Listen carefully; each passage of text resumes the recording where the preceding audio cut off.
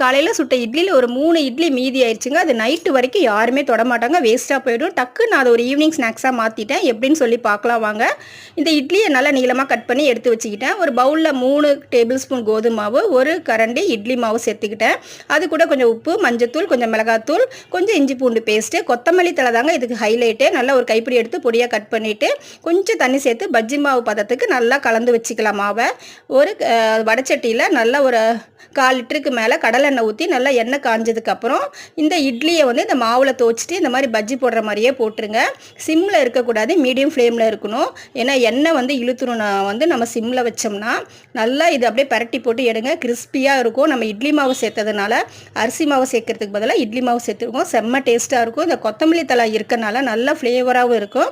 குழந்தைங்களுக்கும் கொடுக்கலாம், சாஸ் வச்சோ சட்னி வச்சோ கொடுத்து பாருங்கள், விருப்பப்பட்டு சாப்பிடுவாங்க. இந்த ரெசிபி உங்களுக்கு பிடிச்சிருந்ததுன்னா ஷேர் பண்ணுங்கள், லைக் பண்ணுங்கள், நம்ம சேனலை சப்ஸ்கிரைப் பண்ணுங்கள்.